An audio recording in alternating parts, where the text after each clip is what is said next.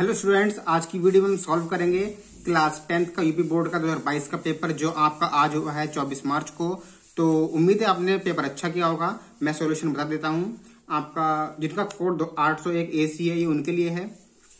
तो पहला क्वेश्चन, बाकी और कोड्स के पेपर में भी आपके क्वेश्चन मैच कर सकते हैं, तो आप इसको देख लीजिए। देखिए पहला क्वेश्चन है, निम्नलिखित कथनों में से कोई एक कथन सही है, उसे पहचान कर लिखिए। अब हिंदी प्रदीप पत्रिका के संपादक मुंशी प्रेमचंद है, ये तो गलत है। तितली कहानी विधा की रचना है, ये भी गलत है। और महावीर प्रसाद द्विवेदी सरस्वती पत्रिका के संपादक हैं, ये बिल्कुल ठीक आंसर है। तो आप उत्तर में अपने ये लिख दिया होगा। जिन्होंने लिखा है उनका 1 नंबर पक्का हो गया। उसका इसका ख पार्ट है, त्याग पत्र के लेखक का नाम लिखिए। अब त्याग पत्र के लेखक कौन है? जैनेन्द्र कुमार। जिन्होंने जैनेन्द्र कुमार पर टिक लगाया है उनका 1 नंबर पूरा हो जाएगा।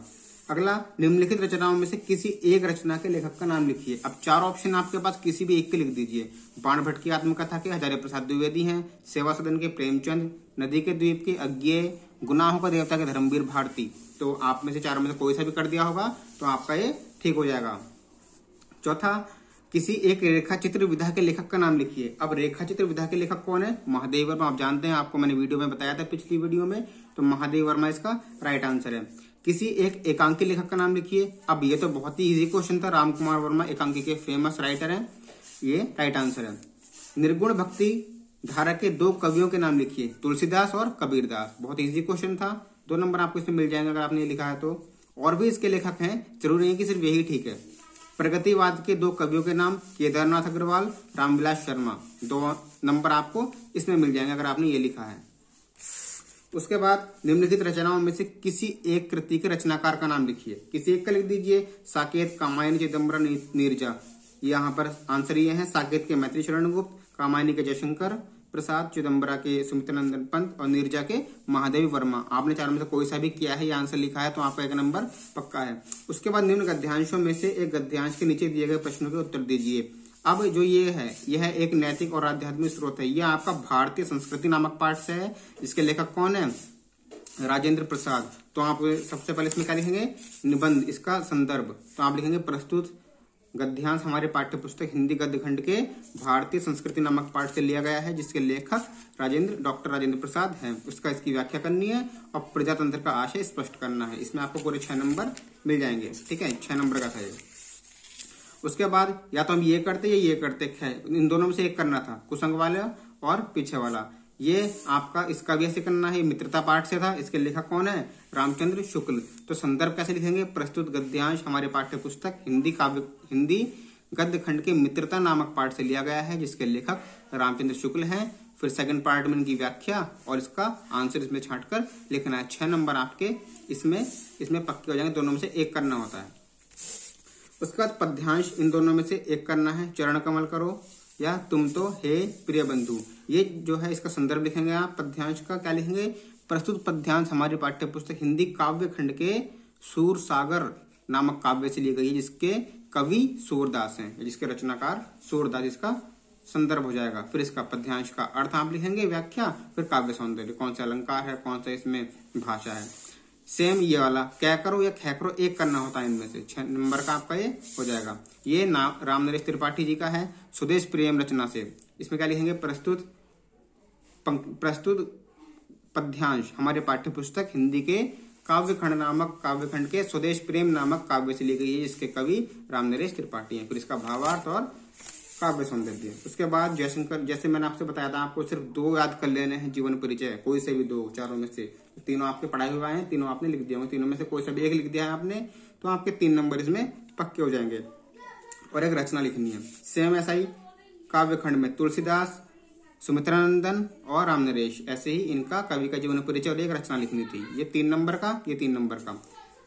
इस संस्कृत गद्यांश का आपको अर्थ लिखना था, या फिर आपको इस काव्य का, ये श्लोक है, ये क्या है? सुभाषितानी से, सर्वे भवन्तु सुखिनः, सभी सुखी रहें, सभी निरोगी रहें, सभी अच्छा देखें और किसी को किसी प्रकार का दुख ना हो। बहुत ही आसान था, 4 नंबर में।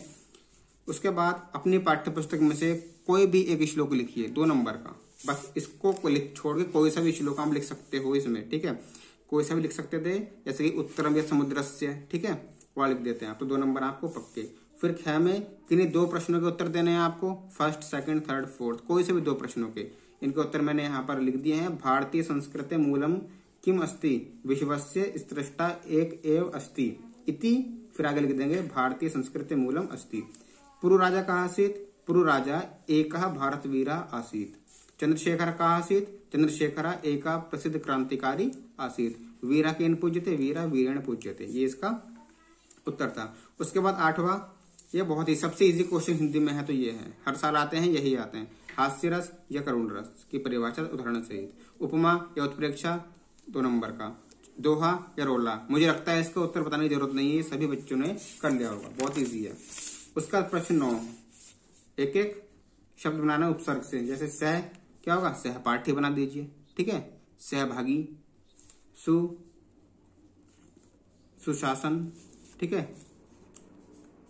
अधि से अधिकार, अप से अपयश, परि से पर्यावरण। प्रत्यय में त्व, महत्वता, महानता, पन, अपनापन, हट, घबराहट, ठीक है। इस तरह से शब्द बनाने थे इसमें। यहाँ पर समास पहचानना है आपको। त्रिवेणी 3 नदियों का समूह द्विगु समास है। दिन रात, दिन और रात दोनों समास है। तिरंगा 3 रंगों का समूह द्विगु समास है। माता पिता, माता और पिता दोनों समास है। 2 करने थे, कोई से भी चारों में से 2 नंबर के थे, बहुत ईजी थे, आपने कर लिया। फिर तत्सम शब्द कोई से भी 2 करने थे। आज का अद्य, गांव का ग्राम, पानी का पानी है, दूध का दुग्ध।